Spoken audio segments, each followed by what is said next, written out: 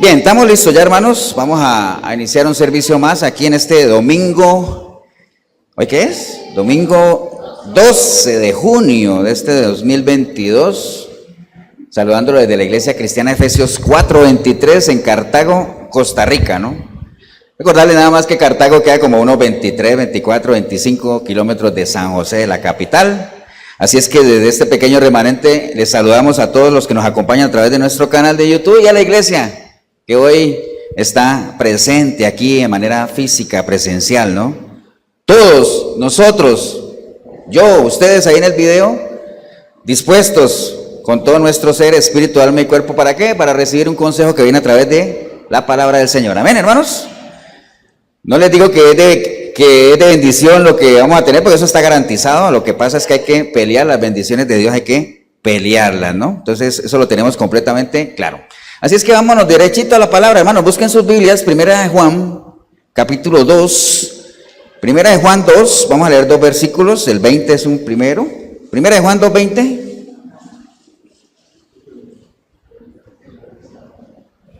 Y mientras usted lo busca, animar a toda la gente que está viendo el video también que busque una Biblia ahí, anote los versículos, escudriñe, investigue, haga su parte.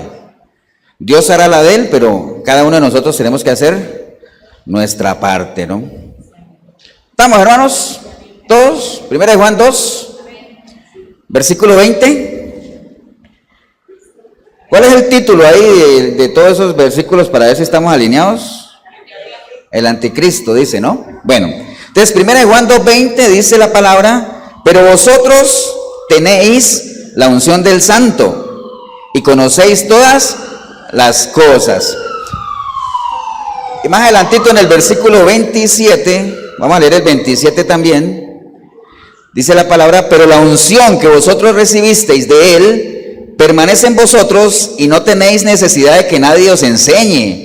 Así como la unción misma os enseña todas las cosas y es verdadera y no es mentira, según ella os ha enseñado, permaneced en Él. Padre, te damos gracias en este día. Te damos gracias por tu palabra que acabamos de leer una porción, Señor, porque entendemos que por medio de ella podemos conocer tus pensamientos, podemos conocer tu mente, Señor. De antemano sabemos que solo pensamientos de bien tienes para nosotros, Señor, pero de nada nos sirve si no los conocemos.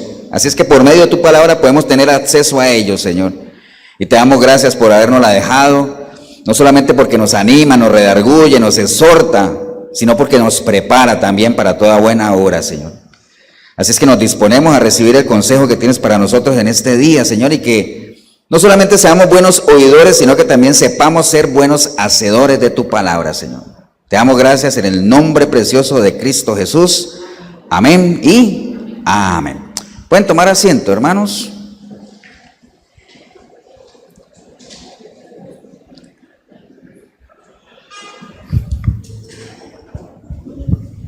Bien, hermanos, bueno, los que nos han venido acompañando o han visto las prédicas, casi que los últimos domingos hemos estado tocando algunos temas, no todos, pero la mayoría, algunos temas que yo cuando me paro aquí les digo, este es un tema que genera cierta controversia, ¿cierto? Decir, les he dicho, porque hemos hablado de qué. Hablamos alguna vez del mover del Espíritu, hablamos de los pecados de muerte, hablamos del bautismo en el Espíritu. Bueno, hemos hablado de varios temas, hablamos de atar y desatar, ¿se acuerdan? Y yo les digo que esos generan controversia porque ¿qué es? ¿Cuándo algo genera controversia? Cuando uno lo expone y obviamente eso hace que surjan diferentes opiniones, ¿no? Algunas que pueden ser antagónicas, o sea, que se contradicen, o cada uno defiende su punto, o bueno, yo me pongo a ver a veces lo que la gente comenta. Entonces, si uno habla del atar y desatar, pues no falta el que practique esas cosas y inmediatamente diga, bueno, como me escribieron a mí, esos temas son chatarra. O sea, temas de la palabra y que alguien diga, esos temas son chatarra. A mí lo que me interesa son las profecías. Escribió alguien por ahí, entonces yo digo, bueno, está bien. Entonces genera controversia, ¿cierto? ¿Por qué? Porque toca uno algunos puntos sensibles en alguna gente que practica ciertas cosas, ¿no? Entonces, si bien hacen parte del lenguaje del reino de Dios, porque todo eso del bautismo, todo eso del atar y desatar son bíblicos porque están en la Biblia, pero se les da un enfoque del lenguaje del reino muy diferente a lo que el Señor realmente quiere, ¿no? Entonces, son temas muy manoseados, o sea, demasiado manipulados, ¿no? Y este tema que vamos a hablar hoy, que es el de la unción, también es un tema demasiado manoseado, o sea, demasiado manipulado, ¿no? Entonces, no faltará obviamente el que después de esto diga, no hombre, como me dijeron a mí, ¿sabes qué me escribieron a mí? Yo no sé si eso fue un piropo, ¿no? Porque yo en una de las prédicas mías dicen, ¿y quién dijo que un niño de kinder puede hablar de eso? Entonces yo no sé si fue que me vieron muy joven o qué. Entonces me lo tomé por ahí y dije, qué bueno, me veo joven, ¿cierto? Está bien, pero bueno, lo que tratamos básicamente es de exponer a ustedes lo que creemos con base en la palabra, y bueno, las cosas de Dios son voluntarias, ¿no? Cada uno tiene la capacidad de decidir qué es lo que cree, ¿no? Por eso es que esto es una batalla de la fe. Es una batalla de la fe, de que lo que yo creo, o lo que yo he asumido que es la verdad de Dios expresada por medio de su palabra, y lo que el mundo o este sistema cada vez más anticristiano quiere hacerme creer, ¿no? Por eso es que la recomendación del Señor siempre es al que persevere, ¿no? ¿Qué quiere decir el que persevere? Al que se mantenga hasta el final, ¿no? De eso se trata esto, ¿no? Entonces, esto de la unción, como les decía, hermanos, pues obviamente hace parte de todo ese lenguaje que se ve en las iglesias.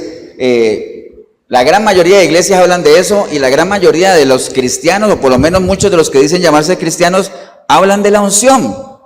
Pero uno se preguntará, ¿la gente sabrá exactamente qué es la unción? ¿Quién lo unge a uno? ¿Quién es candidato a ser ungido? ¿Cómo se da eso? ¿Cualquiera puede ser ungido? ¿Qué es eso? ¿Me entienden? Entonces, pero la gente habla muy así abiertamente del tema, y entonces por eso es que es muy común escuchar en muchas iglesias cuando la gente habla de que tal persona está llena de unción, o ese sí es un verdadero ungido, o alguien va a un culto y dice, wow, ¿viste la unción que había en el culto? Entonces, es una palabra algo manoseada, ¿no? Entonces, digo manoseada porque mucha gente la dice sin tener conciencia de realmente lo que es. Recuerden que la palabra nos dice a nosotros que cualquier cosa que hagamos, ¿lo hagamos con qué? Con entendimiento. Hay que hacerlo con entendimiento, porque si no, podríamos estarnos metiendo en algún problema. Entonces, la gente asocia todo esto de la unción con eso de caerse al piso y todo eso que muchas otras iglesias también lo asocian con el asunto de la llenura del Espíritu, ¿no? Dicen, mira, ¿qué unción tiene esa persona? ¿Por qué? Porque habla en lenguas. Entonces lo asocian con eso, ¿no? Todo eso está como amarrado, ¿no? ¿Estamos, hermano, o no? Entonces yo imagino que usted en el video, y más de uno aquí que ha tenido experiencia en otras iglesias, sabe que ese es un lenguaje típico, clásico de muchas iglesias, y que también es muy manipulado, ¿no? Entonces, por eso, precisamente por la ignorancia que se tiene del tema, o por la manipulación que se tiene, entonces se cae en el error de estar ungiendo todo. O sea, sabemos casos de gente que unge hasta las cucharas en las que va a almorzar, ¿no? Unge el carro, unge la casa, unge el negocio. No falta el que, ¿me acuerdan un caso de alguien que alquiló una avioneta y se fue a echar aceite en todo Costa Rica, que es que para consagrar a Costa Rica para Cristo, ¿no? Si todo eso, si así fuera de fácil que uno bañando a alguien en aceite lo consagrara para Cristo, pues créanme que yo ya hubiera bañado a toda mi familia. ¿Cierto que sí? Pero bueno, esas son las cosas que se creen, ¿no? Porque se le hace creer a la gente que basta con que uno quiera las cosas e inmediatamente las obtiene, ¿no? Y que entonces es tan fácil como pararse y que alguien le diga, ¿usted quiere la unción? Sí. Tenga, ya, tenga, reciba. ¿Me entiende? Que es lo que se usa, ¿no? Pero vamos a estar viendo hoy un poquito de eso, ¿no? Eso no tiene ningún respaldo bíblico. La Biblia no enseña nada de eso de que haya que ungir para echar fuera demonios, ni para que alguien adquiera poderes sobrenaturales. Eso lo vamos a estar viendo, no tiene nada que ver. Porque además recuerde, ¿no? Tanto cuando lo vimos con el bautismo, que era en aguas, y que el bautismo en agua no genera salvación. ¿Por qué? Porque nada natural genera algo espiritual. Si usted unge algo con aceite, eso no genera nada, eso es natural, eso no genera nada espiritual, ¿no? Y ahorita vamos a ver que el ungir con aceite era una simbología, ¿no? Era un símbolo nada más. Pero bueno, no me quiero adelantar, ¿no? Nada más tenga presente en eso de que ningún elemento natural produce algo espiritual, porque esa es la palabra que hay que acomodar lo natural con lo natural y lo espiritual con lo espiritual, ¿no? O sea, no tiene nada que ver. Entonces, ¿qué es exactamente la unción, hermanos? Bueno, obviamente la Biblia habla mucho de la unción, es un tema bíblico, pero hay que saberlo interpretar, ¿no? Como les decía, erróneamente, usted pregunta más de uno, ¿qué es la unción? Y todo el mundo lo asocia más con la llenura del Espíritu y todas esas manifestaciones sobrenaturales que la gente por lo general asocia al tema de la unción, ¿no? Por eso es que es importante escudriñar. Entonces, quiero dejar claro, hermanos, antes de que, porque lo vamos a usar a lo largo y más adelante cuando estemos terminando el mensaje, todo este tema de la unción, que por eso les preguntaba ahorita, si será que la gente maneja que para uno llegar finalmente a la unción como tal, tiene que haber todo un proceso, ¿no? ¿Con qué creen ustedes, nada más, con qué creen ustedes que empieza el proceso de la unción? ¿Con qué? Cualquiera, no hablemos de, salgámonos de las cosas de Dios, una unción en general, entendiendo que ¿qué es ungir? ¿Ungir es qué? ¿Aplicar qué? Un ungüento, entonces todo empieza ¿con qué? Con un ungüento, ¿cierto? Si yo voy a ungir para que alguien tenga la unción, tengo que empezar ¿con qué? Con un ungüento, ¿cierto? Entonces, ténganlo presente ahí, todo arranca con un ungüento. Y ese ungüento es aplicado a algo o a alguien. Cuando ese ungüento es aplicado, ¿qué es lo que uno está haciendo? Ungir. ¿Qué es ungir? Aplicar un ungüento. Conceptos, ¿no? Para que los tengamos ahí. ¿Qué es ungir? Aplicar un ungüento. Cuando yo un ungüento lo aplico, estoy ungiendo. Y que si se lo aplica a una persona, esa persona se convierte en un ungido. ¿Cierto así? En un ungido. Y cuando el ungüento que apliqué a la persona hace efecto y da una manifestación física, entonces yo digo que se ve la unción. Esa es la unción. ¿Qué es la unción? Es la manifestación física del ungüento que se ha aplicado. Entonces, ¿de qué depende la unción? Del ungüento que yo aplique. Les voy a poner un ejemplo sencillísimo. Vea, por ejemplo, cuando uno tiene ya más de, ¿qué será, madre? No quiero decir una edad que hiera sensibilidades.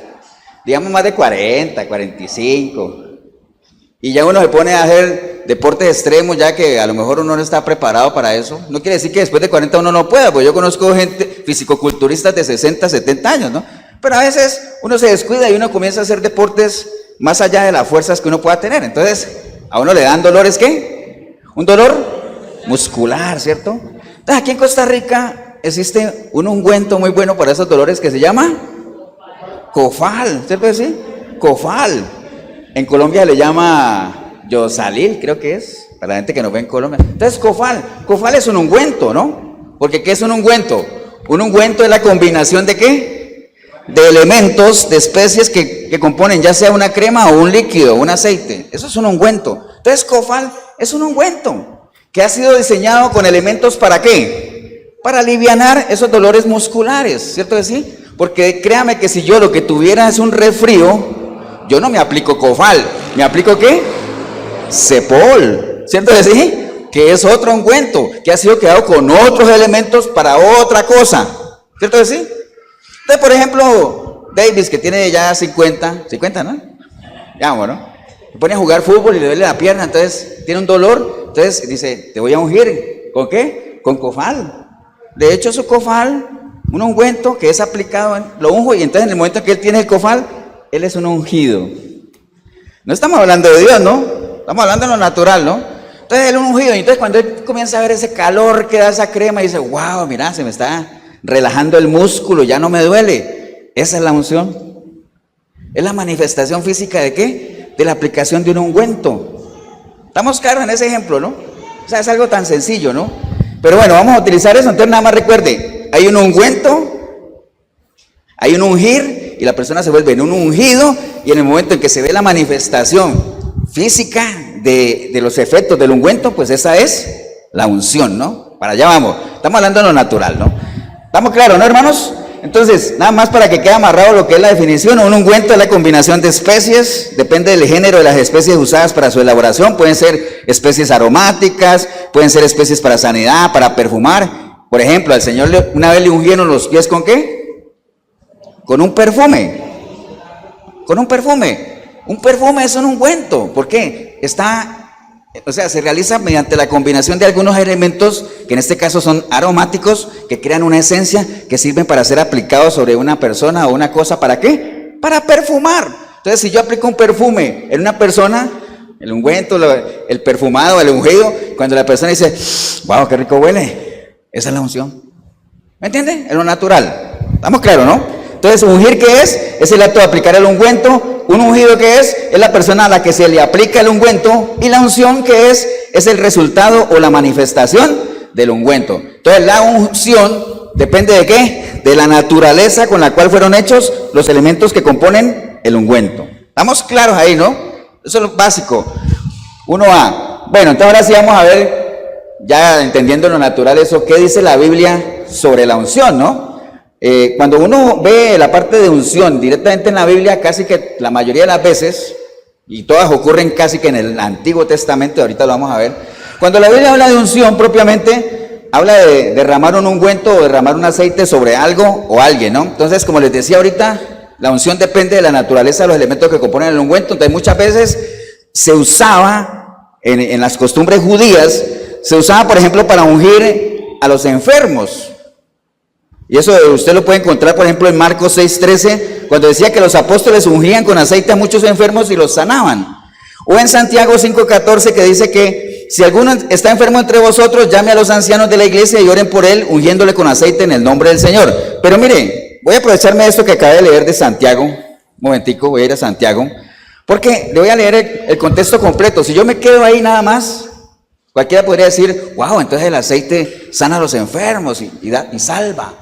Me voy a leer todo el contexto, ¿no? Santiago 5:14, pero voy a leerle desde, Santiago 5:14 dice, alguno está enfermo entre vosotros, llame a los ancianos de la iglesia y oren por él, ungiéndole con aceite en el nombre del Señor. Después dice, y la oración de fe salvará al enfermo y el Señor lo levantará, y si hubiere cometido pecados, le serán perdonados. ¿Quién es el que lo salvará a él? ¿El aceite? ¿Quién es el que, digamos, qué es lo que media en él para que sus pecados sean perdonados? ¿El aceite? La oración de fe, dice ahí, ¿no? Entonces, ese tipo de aceite que se aplicaba a los enfermos tenía pues ciertas connotaciones de sanidad, digamos, eran especies ¿para qué? Para sanidad, ¿no? Por lo que hablamos ahorita del cofal. Eso es algo para sanidad, o sea, está hecho con elementos que no me sirven a mí ni para refrescarme, ni para quitarme la sed, ni para que me crezca el pelo, nada de eso, ¿no? ¿Es para qué? Para alivianar un dolor. ¿Estamos claros, hermano, o no? Entonces, muchas veces se usaba para eso, otras veces se usaba como un gesto de hospitalidad. Y voy a ir al libro de Lucas, nada más para que ustedes vean que eso está en Lucas 7. ¿Acuerdan toda la historia de Lucas 7 cuando el Señor lo invitó el fariseo a su casa y después vino una mujer que obviamente era pecadora y que ungió los pies del Señor, ¿se acuerdan? Entonces que le decía a él, oiga, pero si supiera quién es esa mujer, no se dejaría tocar. Y entonces mismo el Señor le dijo, Simón, pero mira, yo entré a tu casa y ni siquiera ungiste mis pies ni ungiste mi cabeza con aceite. Entonces el ungir la cabeza con aceite era parte de las costumbres, como cortesía, digamos, cuando alguien llegaba a la casa, ¿no? Pero eso no tiene nada que ver con consagración ni nada, era parte de ¿qué? De las costumbres. Entonces, podría ser para ungir a los enfermos, podría ser como una especie de hospitalidad, o también ustedes se acuerdan, cuando el Señor ya había muerto, que las mujeres fueron al sepulcro, ¿a qué iban? A ungir el cuerpo, ¿no? Y dice la palabra, porque ahí está, y los que anotan nada más, en Lucas 24:1, dice que ella es más, lo voy a leer textual para que no diga que yo estoy inventando nada. Lucas 24:1 dice, el primer día de la semana, muy de mañana, vinieron al sepulcro, ¿quiénes? Las mujeres, trayendo las especies aromáticas que habían preparado. Entonces ellas habían hecho un ungüento, ¿para qué? Para ungir el cuerpo con especies aromáticas. Entonces, ¿cuál era el objetivo de ese ungüento? Perfumar, ¿no? ¿Me entiende? Entonces, la unción depende ¿de qué? De la naturaleza de los elementos que componen el ungüento, ¿no? ¿Estamos claros, hermanos, ahí, no? Vea, ¿cuál es el salmo más famoso que hay? ¿Cuál es el salmo más famoso que hay? El Salmo 23, ¿cierto? El Señor es mi pastor. El Salmo 23, si usted lo lee, bueno, obviamente todos lo han leído, todos se lo saben, hasta una canción ahí.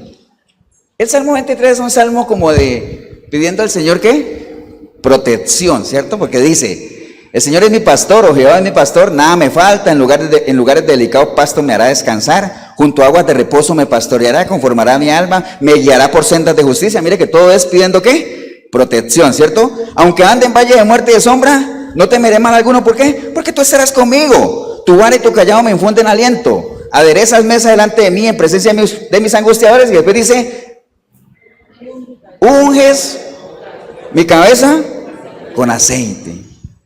¿Cierto? Unge mi cabeza con aceite. Yo no sé si usted sabe qué es lo que hay detrás de eso, ¿no? Ya, yo tampoco sabía y me puse a leer un poco. Entonces me fui a lo natural, ¿no? Porque él está hablando de Jehová es mi pastor. ¿Qué es lo que hacen los pastores en lo natural? Vea, las ovejas, ¿no? Las que hacen las ovejas. Bueno, todos sabemos que las ovejas son como medio tontitas, ¿no? Las ovejas comúnmente se les queda mucho enredada la cabeza ahí entre los arbustos y ¿qué problema? Tienen ese problema. Por otro lado también tienen otro problema que a ellas, a las vacas y a la oveja y todo, a ellos los insectos se les posan mucho encima, ¿no? Entonces a la oveja en particular hay unas moscas muy grandes que ponen los huevitos aquí en las narices de ellas, ¿no? Ponen ahí, entre tanto que están ahí, entonces esos huevitos crean larvas y eso fastidia ahí y hace que las ovejas obviamente ya no tienen para rascarse ni nada. Entonces, ¿qué hacen ellas? Ir a chocar la cabeza contra algo porque les fastidia, ¿no? Y algunas hasta se matan en eso. Entonces, ¿qué es lo que hacen los pastores? Estamos hablando de los pastores de ovejas en lo natural. Les bañan la cabeza con aceite. ¡Wow! Entonces, y eso es un aceite espeso que eso crea, aparte de que si meten la cabeza, pues como resbala, la sacan y además impide que esos moscos pues pongan esos huevos ahí. Entonces les bañan la cabeza con aceite para protegerla. ¿Para qué? Para que la oveja esté tranquila, en paz, para que no se fastidie, ¿me entiende? Entonces cuando David obviamente está hablando de que el Señor es nuestro pastor y habla de tantas cosas y dice que me guiará por sendas de justicia, me llevará por verdes pastos y todo eso, y además dice, unge mi cabeza ¿con qué?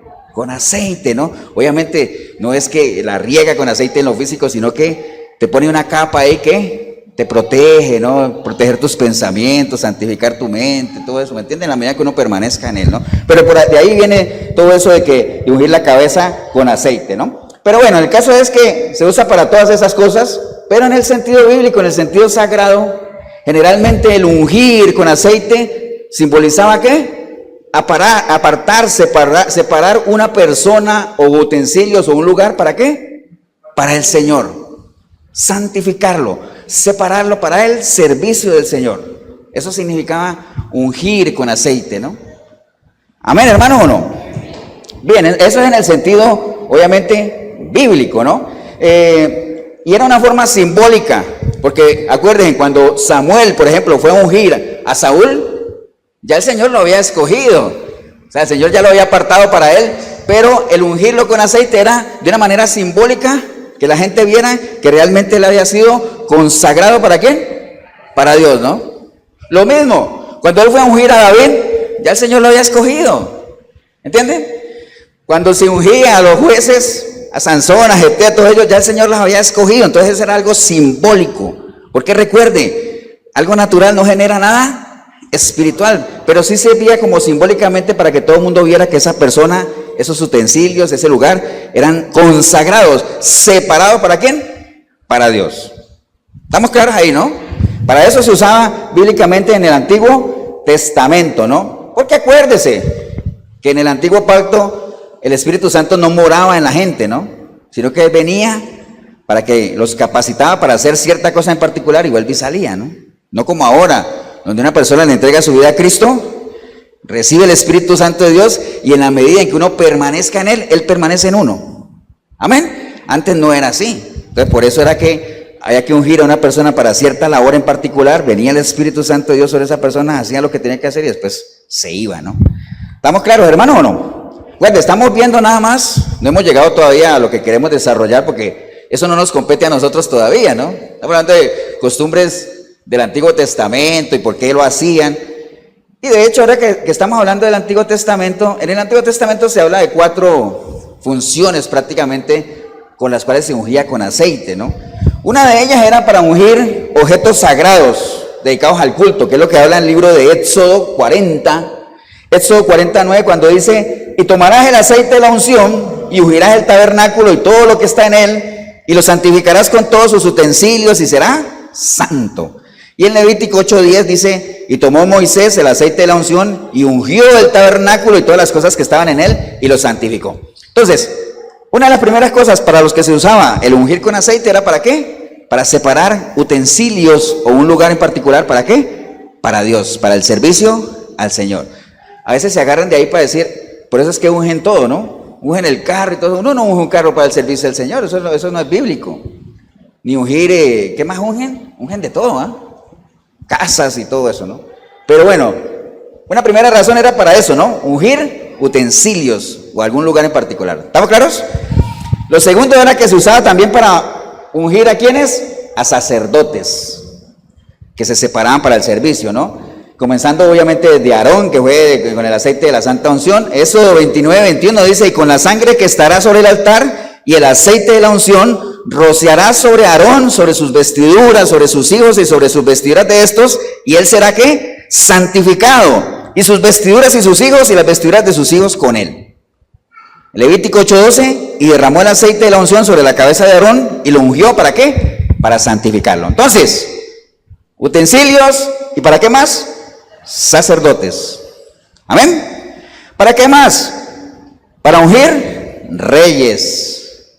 Ahora, si bien los reyes propiamente no era que fueran consagrados para el servicio a Dios en general, pero sí eran obviamente autoridades que eran separadas para una labor en particular, ¿no? Algunos reyes, porque usted dirá, ¿cómo es que consagraban o ungían reyes, pero algunos no hacían lo recto delante de Dios? Porque no todos estaban ungidos, separados para una labor en particular que era de gobierno, de autoridad, ¿no? Por ejemplo, en 1 Samuel 10:1, dice, tomando entonces Samuel una redoma de aceite, la derramó sobre su cabeza, la de Saúl, y lo besó y le dijo, ¿no te ha ungido Jehová para príncipe sobre su pueblo Israel? Eso fue con Saúl. Primera de Reyes 1:34, y allí lo ungirán el sacerdote Sadoc y el profeta Natán como rey de Israel, y tocaréis trompeta diciendo, ¡viva el rey Salomón! También a Salomón lo ungieron. Primera de Reyes 19:15, y le dijo Jehová, ve, vuélvete por tu camino, por el desierto de Damasco, y llegarás y ungirás a Hazal por rey de Siria, ¿no? Entonces, utensilios, ¿qué más? Sacerdotes, ¿qué más? Reyes, ¿no? Y por último, también se usaba para ungir profetas. Primera de Reyes 19:16 dice, y Eliseo, hijo de Safat, de Abel Meola, ungirás para que sea profeta en tu lugar. Entonces, mire, más o menos para eso, casi siempre para esas 4 cosas era que se usaba, ¿no? Y todas separadas, ¿para qué? Servicio al Señor o para una labor en particular, ¿no? ¿Y en qué consistía? Básicamente en derramar aceite sobre las cabezas de ellos o rociar aceite básicamente para simbolizar eso, ¿no? Pero mire, usted puede buscar lo que sea de unción en el Antiguo Testamento, pero allá no se habla de niveles de unción como se menciona hoy en día, ¿no? Que alguien es más ungido que otro, porque no se habla de eso, de que la unción sea realmente para medir un nivel de espiritualidad, ni mucho menos, ¿no? Entonces, no se habla de eso, ¿no? O sea, básicamente, en la época de los jueces, cuando digamos, el Espíritu venía sobre Gedeón, hacía lo que tenía que hacer y se iba, ¿no? Después venía sobre Sansón, hacía lo que tenía que hacer y como les dije ahorita, ¿no? Porque el Espíritu de Dios no moraba en la gente, ¿no? ¿Estamos claros, hermanos, ahí, no? Para que lo tengan presente. Ahora, hablar del Antiguo Testamento y hablar de la unción, es inevitable que nosotros toquemos el tema del aceite, de la santa unción, ¿no? Que ese es el tema que por qué hoy uno ve tantos aceites en las iglesias y que hay iglesias que venden el aceite. Y no un aceite, diferentes tipos de aceite, ¿no? Hasta el sudor de los pastores lo venden porque es ungido el asunto, ¿no? O sea, se ve eso, ¿no? ¿Que raya más en qué? En ocultismo, en fetichismo, raya más en eso, ¿no? Entonces, hablemos un poquito del aceite de la santa unción, que eso está en Éxodo 30. Vayamos todos al libro de Éxodo, al principio.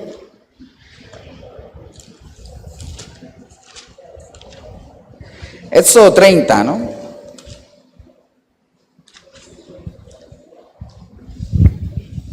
Éxodo 30:22.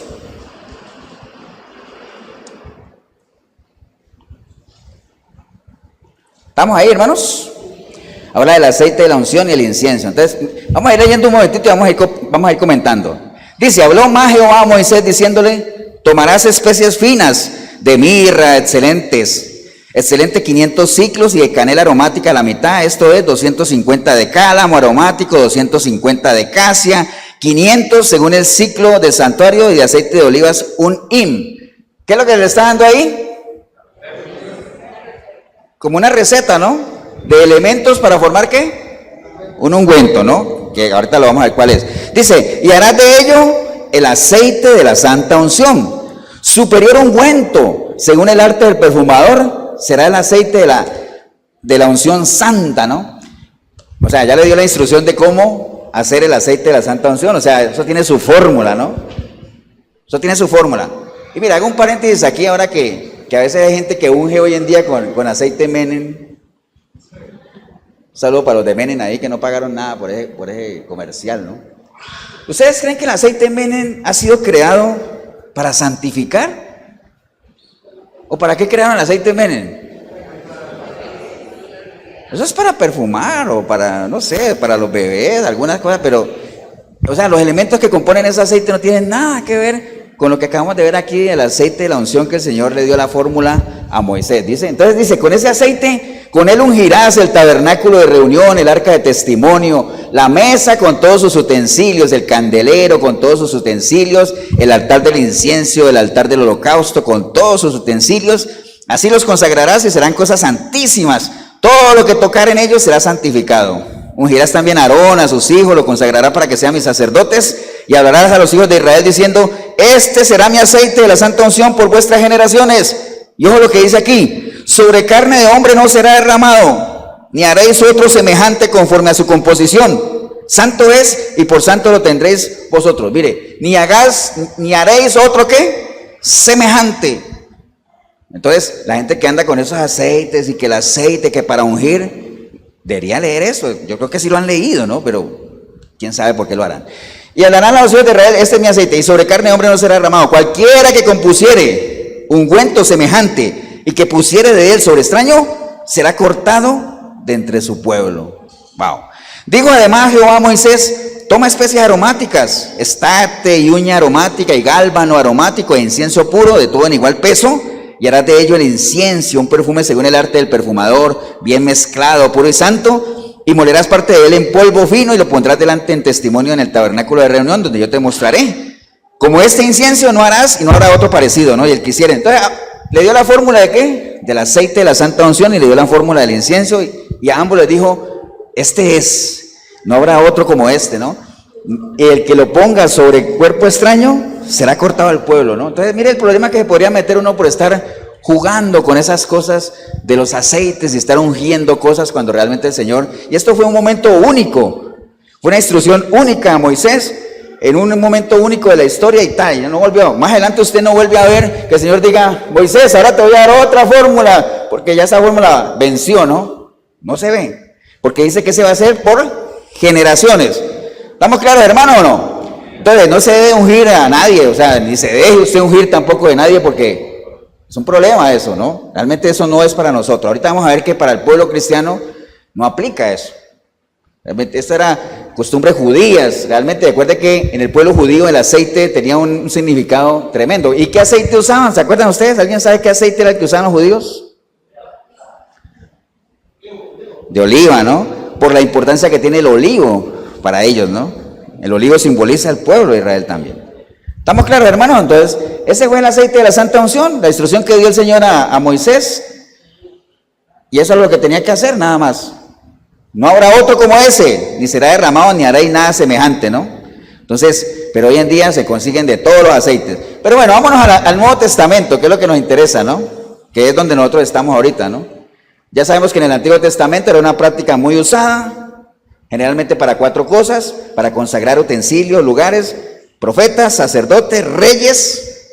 También habían costumbres judías donde se podría ungir a las personas con especies aromáticas para perfumar, como una especie de cortesía cuando alguien llegaba a la casa. Entonces se le ungía la cabeza con aceite, se le ungían los pies también a veces con perfumes, los cadáveres se ungían con especies aromáticas también para, pues para darles olor, ¿no? Entonces los esclavos se ungían también con especies aromáticas porque ellos eran como mucho mal olor, ¿no? También, ¿no? Pero vámonos al Nuevo Testamento, hermanos. Ustedes saben que ya en el Nuevo Testamento, ya la figura, por ejemplo, ya la figura de profeta no hay. Porque los profetas, ¿hasta cuándo? Hasta Juan, ¿no? Hasta Juan el Bautista. Entonces ya la figura de profeta como tal, o por lo menos la figura de profeta en la línea del Antiguo Testamento ya no la hay. Ya no hay profetas, ya no hay reyes y ya no hay sacerdotes. Ya no hay, ¿cierto o no? Bueno, ya no hay. Pero si nosotros nos ponemos a ver, en la persona de Jesucristo se conjugan los tres, ¿no? ¿A dónde está eso, hermanos? Vea, por ejemplo, Jesucristo como sacerdote.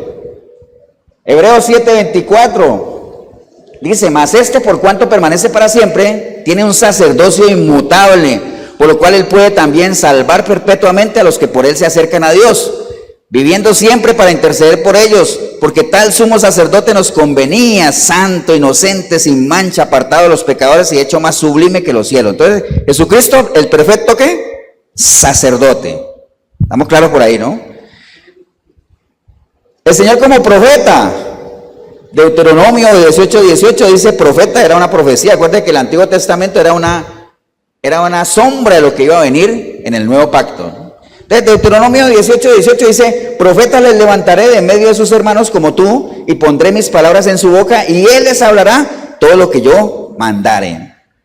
Deuteronomio 18:18. Hebreos 1:1, Dios, habiendo hablado muchas veces y de muchas maneras en otro tiempo a los padres por los profetas, en estos postreros días nos ha hablado por el Hijo, a quien constituyó heredero de todo y por quien asimismo hizo el universo.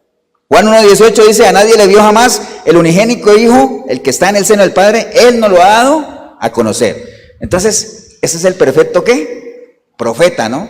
Porque recuerde que es un profeta, la boca de Dios, ¿no?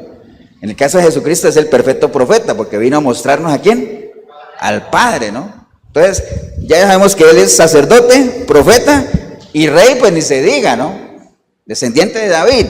Pero bueno, descendiente de rey, por ejemplo, en Daniel 7:13 dice, miraba yo en la visión de la noche y aquí con las nubes del cielo venía uno como hijo de hombre, que vino hasta el anciano de días y le hicieron acercarse delante de él y le fue dado dominio, gloria y reino para que todos los pueblos, naciones y lenguas le sirvieran. Su dominio es dominio eterno que nunca pasará y su reino uno que no será destruido. Entonces los tres oficios se conjugan en la persona de ¿quién?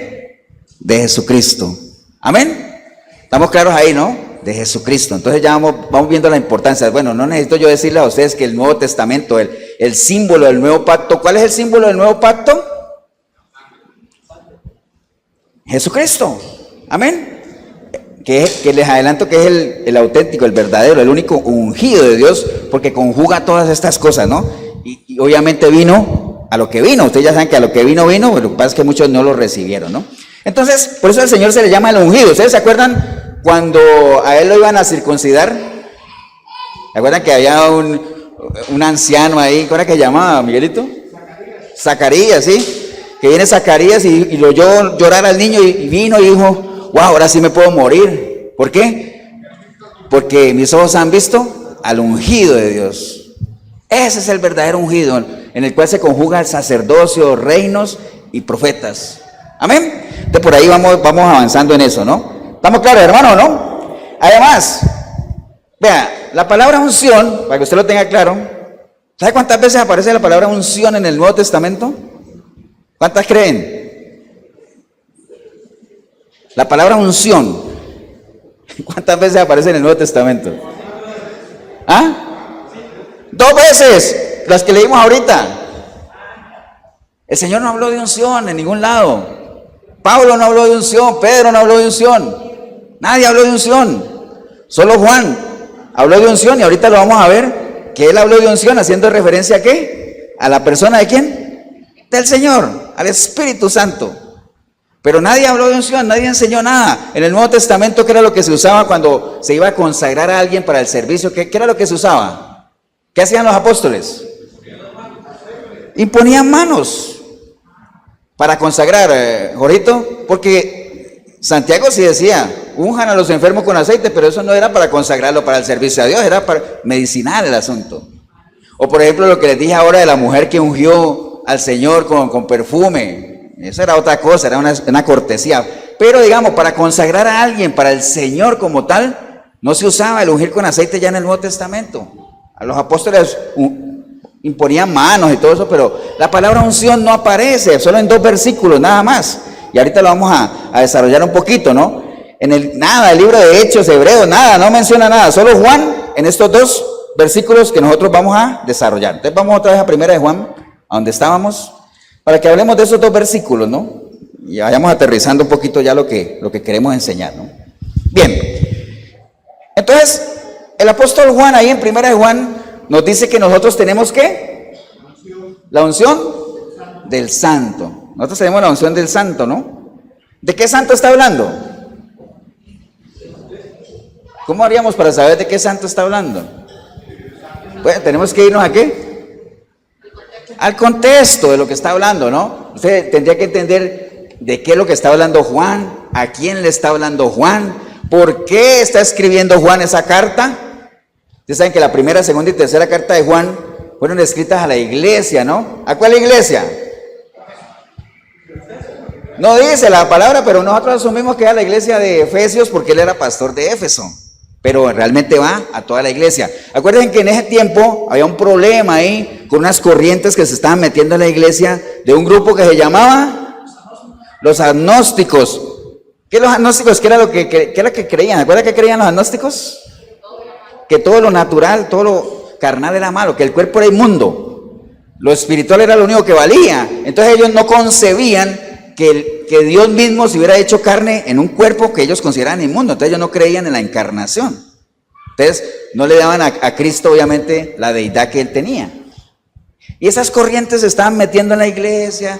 Y entonces ahí viene Juan en su primera y comienza a hablarles a ellos con un cariño, diciéndole hijitos, pero acuérdense de lo que ustedes han aprendido, de lo que se les ha enseñado. Y por eso les comienza a hablar de que Dios es luz, después comienza a hablar de que Cristo es nuestro abogado, entonces comienza a hablarles de Cristo, ¿no? Y de hecho ahí viene primera de Juan 2:6 que dice, el que dice que permanece en él, tiene que andar como él anduvo. ¿Quién es él?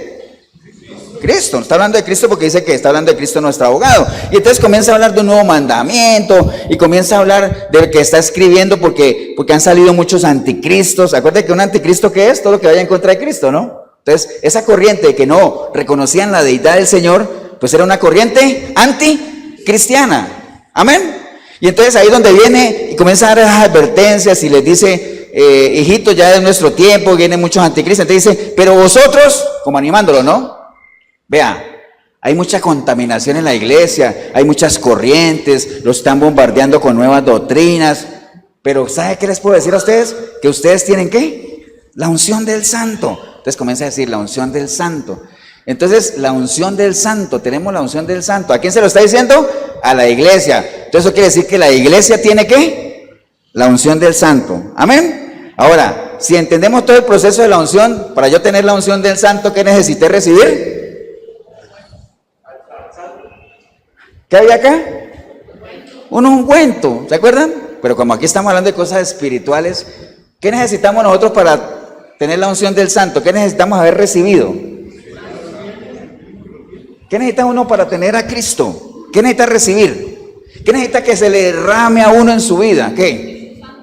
El Espíritu Santo de Dios. ¿Se acuerdan cuando dice, porque vendrá poder sobre ustedes cuando se derrame el Espíritu Santo sobre ustedes? Amén. Entonces, Él está diciendo a la iglesia eso. Ustedes no se preocupen, no se dejen engañar porque ustedes tienen la unción del santo. Ustedes ya lo recibieron a Él. Por eso es que les decía más atrás, pero eso sí, si ustedes dicen que permanecen en Él, ojo vivo, tienen que andar como Él anduvo. Ustedes están diciendo que permanecen en Él. Ah, bueno, si ustedes permanecen en Él, pues Él permanece en ustedes. Y si Él permanece en ustedes, pues ustedes tienen la unción del santo, lo tienen a Él. Amén. Y después vamos a ver que el santo tiene sus características, ¿no? Que cuando usted lo recibe a Él lo hace a usted copartícipe de esas características. O sea que uno puede agarrar esos elementos que componen, ¿qué? El ungüento, su espíritu. Pero ahorita lo vamos a ver. Y nos queda más claro cuando leemos el 27. Porque el 27 dice, pero la unción, ojo bien, ojo que dice ahí, pero la unción que vosotros recibisteis de Él, o sea, ¿cuándo recibimos la unción? Cuando recibimos al Espíritu Santo. Porque acuérdense que Él dijo, yo me voy. ¿Pero qué pasa? Yo les voy a mandar un consolador que ustedes van a recibir. ¿Cuándo fue la primera vez que la gente recibió ese consolador? ¿En qué evento? En Pentecostés. ¿Se acuerdan que vino el Espíritu Santo sobre ellos? Entonces dice, pero la unción que vosotros recibisteis, ¿está en qué? Pasado.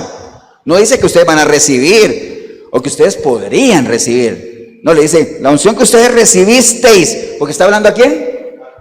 A la iglesia, asumiendo que todos la tienen, ¿no?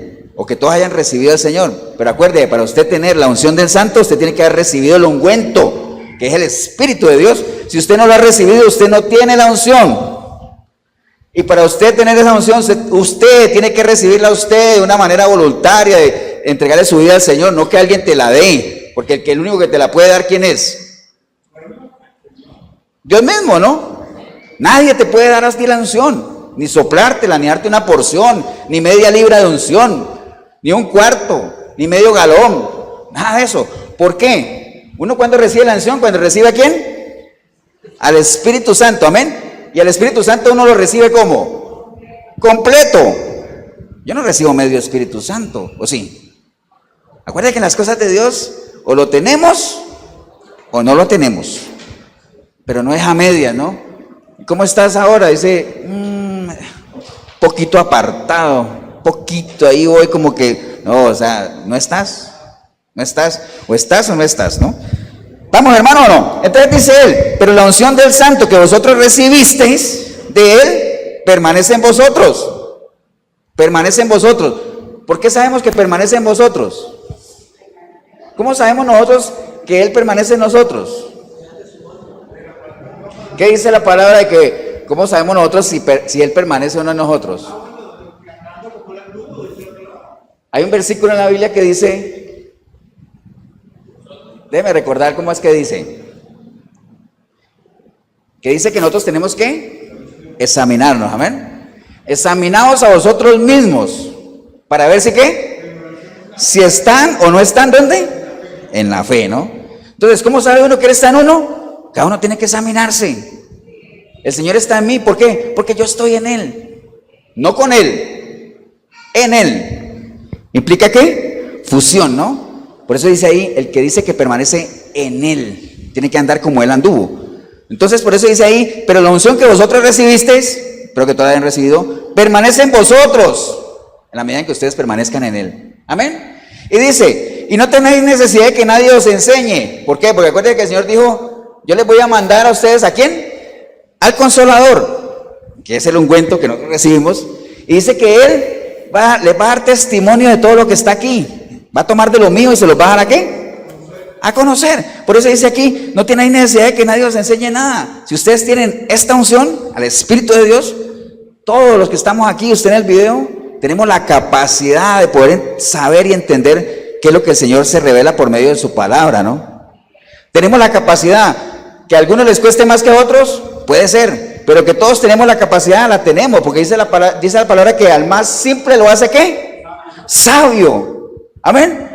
Y recuerde que hay un principio que manejamos en la iglesia que dice que no es falta, ¿cómo es? No es falta de provisión, es falta de revelación por falta de relación. Entonces la gente no se puede quedar, es que no tengo provisión, no hay revelación aquí. Es que no tienes comidita porque no se te ha revelado. ¿Por qué no se te revela? Porque no tienes relación. ¿Me entiende? ¿De qué depende que tengamos relación? De cada uno de nosotros.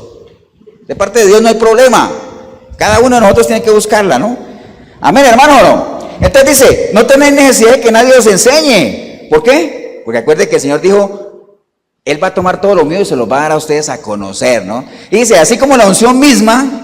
¿De quién está hablando cuando habla de la unción misma? Del Espíritu Santo, ¿no? Porque recuerde, reemplace la palabra unción por el Espíritu Santo. Dice, pero la unción que vosotros recibisteis, o sea, pero el Espíritu Santo que ustedes recibieron, permanece en vosotros y no tenéis necesidad de que nadie os enseñe. Así como la unción misma, o sea, así como el Espíritu Santo mismo os enseña todas las cosas y es verdadera y no mentira. ¿Qué dijo el Señor? Que el Espíritu Santo nos iba a guiar ¿a dónde? A toda verdad. Amén. Usted está hablando del Espíritu Santo, ¿no? Y es verdadera y no es mentira, y toda ella os ha enseñado, permaneced pues en él, ¿no? Entonces cuando Juan le decía a la iglesia, no se dejen engañar que ustedes tienen ¿qué? Ustedes tienen la unción del Santo, o sea, ustedes han sido ungidos por él. Entonces, ¿en qué momento uno recibe la unción del Santo? Cuando uno ¿qué? Recibe el ungüento que es el Espíritu Santo, amén. Cuando ese aceite, acuérdense que también el aceite simboliza al Espíritu Santo. ¿Ustedes se acuerdan de eso de que el alma nuestra es como una lámpara? ¿Donde se derrama qué? El aceite. Amén. Entonces el aceite simboliza al Espíritu Santo de Dios. Entonces, pero es espiritual el asunto, no es que me van a regar la cabeza con aceite, ¿no? Es espiritual el asunto. Por eso es que en el Antiguo Testamento era algo simbólico. Ustedes se acuerdan, muy parecido a lo que hablamos del bautizo en agua, que para los judíos el agua era clave para todo, para purificar, para santificarse. Entonces ellos todo lo asociaban con limpiarse con agua, rociarse agua y todo ese asunto, ¿no? Por eso el bautismo, tanto del Espíritu con el agua, iba muy pegado, porque para ellos era importante. Ya para nosotros, en la parte del Nuevo Testamento, el agua no deja de ser, ¿qué? Algo simbólico. Pero lo que tiene importancia realmente es lo espiritual. Amén. Entonces, ahí está claro. No sé si ustedes lo vieron o no. Cuando él les dice, ustedes tienen la unción del Santo. Ustedes tienen el Espíritu de Dios. Entonces, como ustedes tienen el Espíritu de Dios, pues no se dejen engañar. ¿Por qué? Porque Él permanece en ustedes. Usted no tiene necesidad de que nadie le enseñe. Y entonces, ustedes pueden juzgarlo todo, ¿no? Ustedes se acuerdan también en 1 Corintios que dice la palabra que el espiritual, ¿qué pasa? Todo lo juzga, ¿eh? Todo lo juzga. Porque es espiritual, porque ya estuvo allá en la parte natural, ya fue carnal y ahora es espiritual. Ahorita que nosotros tenemos la unción del Santo, no tenemos necesidad de que nadie nos enseñe nada, con la capacidad que tenemos aquí. Ahora, cuando digo que no tenemos necesidad de que nadie nos enseñe nada, no quiere decir, pastor, entonces ¿para qué está usted ahí explicándonos, enseñando y no tenemos que nadie nos enseñe nada? No estamos hablando de eso, sino que cada uno tiene la capacidad, escudriñando la palabra, de tener revelación de la palabra y de qué es lo que cada uno cree, ¿no? Y él estaba hablando a la iglesia, decir, ya ustedes tienen la información, ustedes saben, tienen el conocimiento, no se dejen engañar porque ustedes tienen ¿qué? La unción del Santo, ¿no? Amén, hermanos, ¿o no? ¿Por qué escribía él eso? Por el peligro que había en la iglesia, ¿no? Por la corriente que se estaba metiendo ahí de los agnósticos, queriendo desviar lo que ya se les había enseñado, ¿no? ¿Estamos o no, hermanos? ¿Amén o no? Entonces, es bueno por eso ver el contexto de lo que está hablando ahí. Ahora, espero que tengamos claro que toda persona nacida de nuevo, si ha recibido el Espíritu Santo de Dios, tiene la unción del Santo, ¿no? ¿Quién lo unge a uno? Dios mismo. ¿Cómo accede uno a ese ungimiento? Por medio del nuevo nacimiento, ¿no? El Espíritu Santo, uno se convierte en un ungido, y ahora vamos a ver más adelante cómo se refleja en uno entonces la unción, porque cualquiera puede decir, yo tengo la unción, ¿y cómo sabes que estás ungido? ¿Y de qué estás ungido, no? Pero bueno, ese tema de la unción, hermanos, también obviamente se presta para que se abuse mucho en algunas iglesias, ¿no? Por ejemplo, a veces se le hace creer a la gente que hay personas súper ungidas, ¿cierto así? Es que esta persona está súper ungida, vaya, déjese tocar de esa persona porque esa sí está ungida, ¿no? Yo espero que tengas que quedar claro que toda persona que haya recibido a Cristo y que tenga el Espíritu Santo de Dios es un ungido. Amén. Entonces no hay super ungidos. Ahora, más bien, no tanto en la unción. Si nos vamos, por ejemplo, a la llenura del Espíritu. ¿Ustedes se acuerdan cuando nosotros vimos ese tema de la llenura del Espíritu? No sé si alguien se acuerda. ¿Cuándo uno está lleno del Espíritu? ¿Cuando está lleno de qué? De abundancia de palabra, cuando la palabra sobreabunda en uno, ahí uno puede decir que tiene llenura del Espíritu, pero no tiene nada que ver con la unción, porque acuérdense, el Espíritu Santo ¿se tiene o no se tiene? Entonces somos ungidos, lo que pasa es que hay gente que tiene más palabra que otras, entonces puede tener más llenura, digámoslo ahí, la manifestación de los frutos se pueden dar más, en mayor nivel, ¿no? Entonces hay cosas en las cuales se abusa, por ejemplo, eso que dice que hay hombres super ungidos de la unción, o sea, portadores de la unción y todo, nada que ver, ¿no? Acuérdense, el único mediador entre Dios y los hombres, ¿quién es? Cristo, nada más. No hay super ungidos. Si tuviéramos que hablar de un super ungido, pues sería el único y auténtico, verdadero super ungido sería Cristo, nada más. De resto todos estamos iguales, acuérdense, para salvación no hay acepción de personas. Amén, hermanos. 1 Timoteo 2:5 dice, el único mediador entre Dios y los hombres es Cristo. Y Hebreos 4:16 dice que todos tenemos un mismo acceso al trono de la gracia, al lugar santísimo por medio de Jesucristo. Todos tenemos el mismo acceso. Amén. No necesitamos ahí de super ungidos que nos estén ahí tocando ni nada de eso, ¿no? Amén, ¿o no, hermanos? Ahora, hay otra cosa en la que se abusa cuando dice que no se puede hablar del ungido, porque dice, acuérdense que la palabra dice que no toquen al ungido. ¿De acuerdo? Entonces eso lo usan muchos líderes de aquí, que hacen su fechoría, entonces le ponen a la gente y dice, ojo, no se metan conmigo porque la palabra dice, no toquen al ungido. Eso de no tocar al ungido, hermanos, que obviamente siempre es agarrar un versículo, que eso está allá en el Salmo 105, 15, dice, no toquéis al ungido de Jehová, ni hagáis mal a mis profetas, que también está en 1 Corintios 16, 22. Eso no tiene nada que ver con que uno no cuestione o no discipline a alguien que se dice que está ungido. Cuando hablaban en el Antiguo Testamento, ahí en el Salmo y todo eso, que no toquéis al ungido, era porque a los profetas en ese tiempo, a las personas, acuérdense que los profetas eran ungidos porque habían sido separados para el Señor. Amén, hermanos. Pero había una campaña de ¿qué? De persecución, ¿no? Para matarlos y todo eso, para callarlos. Entonces por eso decían, no toquen a mis ungidos. O por ejemplo también agarran el versículo aquel de David con Saúl allá en la cueva. Que David, ¿qué dijo? Que le decía a la gente, mira, ahí está Saúl, ¿por qué no lo matas? Decía, no, yo no voy a tocar, ¿qué? Al ungido del Señor. Pero están hablando de matarlo, ¿no? Pero en ningún momento dice que no se pueden, ¿qué? Cuestionar. Imagine usted, ¿David era un ungido de Dios, sí o no? Natán fue allá y lo cuadró, ¿no? Lo cuadró, le dijo, tú eres ese hombre. No iba a matarlo, pero fue a ¿qué? A ponerlo en disciplina. Entonces no quiere decir que las personas que estén aquí, que se digan que son ungidas de Dios, no puedan ser cuestionadas, no puedan ser supervisadas. Además, recuerde una cosa, aquel que se diga que es un ungido de Dios, en el momento en que comete pecado o se aparta de la doctrina de Cristo, ¿qué pasa con esa persona? ¿Qué pasa? ¿Qué pasa con esa persona? ¿Ah? Deja de ser ungido. Porque ¿qué es lo que lo hace un ungido a uno? En la línea que estamos hablando, ¿qué es lo que a uno lo hace un ungido? Sí, pero en general, el ungüento. Amén. Una persona es ungida si tiene el ungüento. En este caso es ungido de Dios si tiene el Espíritu de Dios. Dice la palabra que aquel que se extravía de la doctrina de Cristo no tiene a Dios. Entonces hay mucha gente en los púlpitos que se dicen que son súper ungidos, pero que andan en pecado o andan en otras doctrinas. Entonces, si tan solo la gente que los oye supiera que esa persona ya no es un ungido, pues ni siquiera se lo seguirían, ¿no? Para nada, ¿no? Entonces, ahora usted dirá, pastor, ¿y entonces cómo hacen ellos para que tiran el saco y todo el mundo se cae? Bueno, uno se pone a leer tantas historias de eso, que hay gente que se cae porque creyendo que cayéndose reciben la unción. Hay de todo, ¿no? Ahora, usted dirá, pastor, yo conozco casos de gente que sí se cae sin querer. Bueno, también sabemos que hay cosas sobrenaturales que suceden en muchos lugares que no necesariamente vienen de Dios, ¿no? Pero quiero hacer claridad, hermanos, de que para estar ungido de Dios, ¿no? Recuerde, la relación con Dios, la relación con el Espíritu de Dios, no depende de esas cosas emocionales que nosotros podamos sentir o no, ¿no? Depende de ¿qué? De permanecer, ¿qué? En Él. ¿Para qué? Para que Él permanezca en mí. Si Él permanece en mí, el ungüento sigue en mí, y si el ungüento está en mí, yo soy un ungido.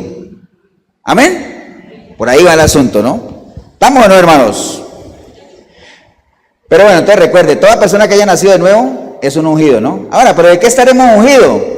Ahí vamos a ir cerrando ya esta enseñanza nada más con eso de que, está bien, ya usted me dijo que yo estoy ungido, pero ¿de qué estoy ungido?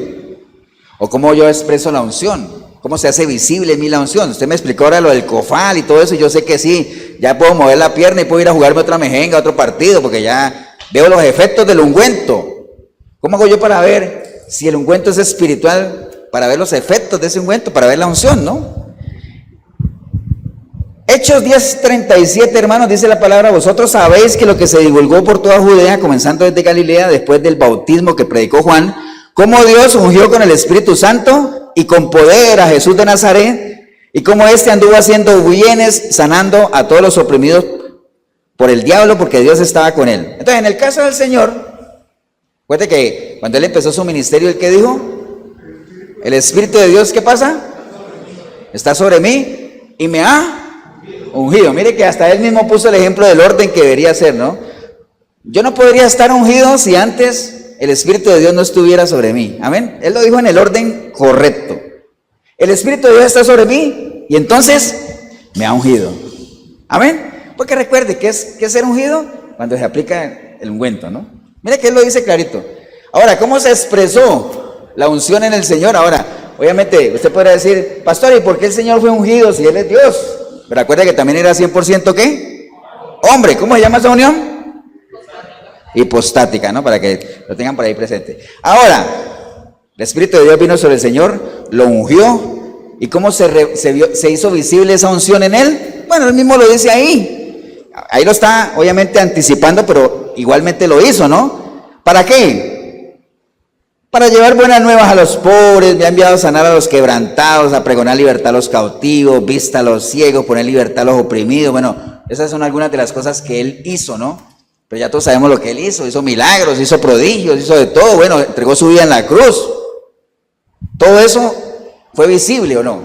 Amén, ¿o no, hermanos? Entonces, recuerde que la unción del Espíritu Santo, pues es esa habilidad o esa capacidad que Dios nos da, ¿para qué? Para que consagrándonos para Él podamos servir en su obra. ¿Se acuerda cuando el Señor les dijo a los apóstoles que sobre ustedes va a venir qué? Poder. ¿Cuándo? Cuando venga sobre ustedes ¿quién? El Espíritu Santo de Dios. ¿Poder para qué? ¿Qué más sigue ahí? ¿Poder para qué? ¿No se acuerdan? ¿Qué le dijo? Sobre ustedes va a venir poder cuando venga el Espíritu Santo. Y entonces me seréis testigos por toda Judea y todo ese asunto, ¿no? Entonces, ¿cómo se hace visible en nosotros la unción? Cuando nosotros recibimos esa capacidad de poder servir en la obra del Señor, ¿no? Recuerde que ahí viene metido. ¿Cómo conocemos nosotros en la palabra esas capacidades espirituales? ¿Cómo se conocen? Dones espirituales. Amén. Dones espirituales. Recibiréis poder, dice Hechos 1:8, cuando venga sobre vosotros el Espíritu Santo de Dios y me seréis testigos, ¿no? Entonces, como quien dice, si nosotros reemplazamos en ese versículo de 1:8, pero recibiréis poder. ¿Cuándo? Cuando ustedes sean ungidos, ¿no? Recibiréis poder, ¿cuándo? Cuando sean ungidos. Y después dice, cuando haya venido sobre vosotros el Espíritu Santo. Es decir, ¿cuándo? Cuando se les aplique el ungüento. Amén, hermanos. El ungüento. Entonces sigamos. Y me seréis testigos en Jerusalén, en Judea, en Samaria. Entonces, ¿qué pasará? Verán la unción, los efectos de todo eso de haber sido ungido. Entonces verán, lo verán. Entonces, hermanos, aterricemos eso ya en un lenguaje nuestro. Bueno, no todos están en un lenguaje nuestro. Nosotros somos ungidos. ¿Amén o no? Bien. Recibimos la unción del Santo, que es el Espíritu de Dios. Amén.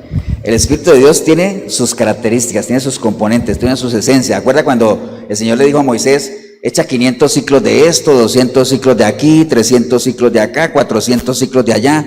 De esto echa una hina. No sé si ustedes saben qué es una hina. Son como 4 litros, ¿no? Un galón, sí, un galón. Entonces, todo eso son combinaciones, son medidas, ¿no? Entonces, nosotros cuando recibimos el Espíritu Santo de Dios, Él también trae sus características, trae sus componentes, dice que Dios nos hace copartícipes de ellas, ¿no? Entonces, ¿cómo hace manifiesta, piensen nada más, un cristiano, un creyente que ha recibido el Espíritu de Dios, cómo hace manifiestas de que tiene el Espíritu de Dios? ¿Cómo se hace visible ante los demás que esa persona tiene el Espíritu de Dios? ¿Por medio de qué? Sí, el testimonio, pero digamos el testimonio es como muy amplio. ¿Por medio del fruto del Espíritu? Amén. Por medio del fruto del Espíritu. Porque si no fuera así, si yo no fuera un ungido, porque no tengo el Espíritu de Dios, entonces obviamente no se hacen visibles los frutos del Espíritu, y en lugar de eso se hacen visibles ¿qué? Las obras de la carne, que es lo contrario. Y todos conocemos ahí en Gálatas 5:19 todo lo de las obras de la carne. Entonces, ¿cuál es el fruto del Espíritu? Ya lo sabemos, ¿no? Entonces, si a cada uno de nosotros nos tuvieran que hacer una fórmula del aceite de la santa unción para cada uno de nosotros, pues uno podría decir que, bueno, imaginen, el aceite que me fue aplicado a mí, yo tengo, no sé, cada uno tendrá su medida, unos 400 ciclos de amor, 300 ciclos de gozo, 250 ciclos de paz, 500 ciclos de paciencia, 700 ciclos de benignidad, 200 ciclos de bondad, 250 o 300 ciclos de fe, 400 de mansedumbre. Bueno, Fruto del Espíritu, ¿no? Ahí está la fórmula, la mezcla. ¿Cuál de esos elementos es más visible en su vida? En la vida de cada uno. Ahora usted dirá, pastor, ninguno. Algo está fallando ahí. La palabra no falla. Para el cristiano es imperativo que los frutos del Espíritu, ¿qué? Sean visibles. ¿Por qué creen ustedes que es importante que la unción, entendiendo ya que la unción es la parte visible de la aplicación del ungüento, ¿por qué creen ustedes que es importante en nuestra vida que los frutos sean visibles? ¿Por qué? Porque por ello vamos a ser conocidos. Y si no son visibles, nadie nos va a conocer. Amén. Ni nos va a conocer el Señor, porque vamos a llegar ante su presencia y nos va a decir, no los conozco, apártense de mí. No nos va a conocer el Señor, tampoco nos va a conocer el enemigo. Porque ustedes se acuerdan de la historia aquel de los que querían echar demonios, decía, en el nombre del Cristo que predica Pablo, te ordenamos que salga. Y entonces los demonios le dijeron, bueno, a ver, yo a Cristo conozco, a Pablo también, pero a usted yo no los conozco. Entonces, ¡pum!, le pegaron, ¿cierto así? Entonces también, para que el enemigo nos conozca, y para que nos conozca, ¿quién más? La gente, para que la gente sepa quiénes somos, ¿no? Ahora usted dirá, pastor, ¿y es importante que la gente sepa quiénes somos? Sí, es importante. No, o sea, lo más importante es que nosotros sepamos quiénes nosotros somos, pero en la medida en que nosotros sepamos quiénes nosotros somos, vamos a proyectar lo que somos, porque somos íntegros, amén. Y en la medida en que proyectemos lo que somos, la gente tiene que saber lo que nosotros somos, ¿no? Vea, hago un paréntesis, en estos días hicieron un ejercicio ahí en la oficina, donde lo ponían a uno a contestar una cantidad de preguntas, y al final uno llegaba a definir 5 fortalezas que uno cree que uno tiene. Después lo ponían a uno a reunirse con alguien, es como que yo me sentara con Mari y le dijera, Mari, ¿cuáles son las fortalezas que tú crees que yo tengo? Y entonces ella comenzaba a decirme, a mí me parece que usted, por lo que yo conozco, usted es esto, así, así, para ver si realmente lo que ella decía coincide con lo que yo creo que yo soy. A veces coincide, ¿no? A veces no. O a veces hay cosas que yo creo que soy, que la gente no lo percibe. Entonces, nos falta trabajar en eso. ¿Se acuerda cuando el Señor le preguntó a los discípulos, ¿quién dice la gente que soy? ¿Cuáles fueron los conceptos que le dijeron? Ustedes vieron que algún apóstol le dijo, por allá hubo alguien que me dijo que tú eras hermano de Barrabás. ¿Alguien dijo eso? No. ¿Con quién comparaban al Señor? Con Elías, con Abraham, con Moisés, con todos esos personajes de alto calibre, ¿cierto que sí? ¿Por qué? Por el testimonio. Recuerda que dice que la gente se maravillaba cuando lo escuchaba porque enseñaba como qué, como quien tiene autoridad. Entonces, por el testimonio que él dio, lo comparaban. A Juan el Bautista, la gente cada rato le preguntaba, ¿qué le preguntaban? Que si él era ¿quién? El Mesías. ¿Tú eres el Mesías? Wow, yo me imagino que Juan el Bautista diría, wow, qué caché, ¿ah? Wow, que me comparen así. No, yo no soy. Es otro que ha de venir, de cual yo no soy digno de amarrarle las sandalias, ¿no? Pero mire el calibre con el que lo acompaña, ¿no? ¿Por qué es? Por lo que él hacía, por lo que él predicaba, por la forma en que vivía, por la forma en que se comportaba, por la pasión que tenía de predicar el evangelio y de llamar a todo el mundo al arrepentimiento, no importara a quién fuera, porque así como le predicaba a Herodes, le predicaba a los fariseos y le predicaba a la gente, sin agradar a nadie. ¿Por qué? Porque él entendía que es imperativo agradar primeramente ¿a quién? A Dios, ¿no? Amén, hermanos, ¿o no? Entonces, la recomendación de este día, hermanos, es que nos apersonemos, que hagamos nuestro lo que el Señor dijo ahí en Lucas 4, ¿eh? Que cada uno de nosotros pueda decir, ¿el Espíritu de Dios qué? Está sobre mí, ¿eh? Y como el Espíritu de Dios está sobre mí, ¿por qué? Porque yo ya le entregué mi vida a Cristo, porque reconocí que hay un Dios, porque me arrepentí de mis pecados, porque permití que su sangre preciosa me limpiara, porque nací de nuevo. Por eso el Espíritu de Dios está sobre mí. Y entonces, como está sobre mí, me ha ungido. Cada uno lo puede decir, si es que realmente lo siente, ¿no? Y entonces, como me ha ungido, pues yo he sido llamado ¿a qué? A trabajar para Él, a ser un colaborador de Dios, a predicar el evangelio a tiempo, fuera de tiempo, a instar a que la gente se arrepienta, a llevar almas para Cristo, entendiendo que el llevar almas para Cristo es de sabios, a dar consuelo al triste, libertad al cautivo, todo eso. ¿Lo podemos hacer? ¿Lo podemos hacer o no? En la medida en que seamos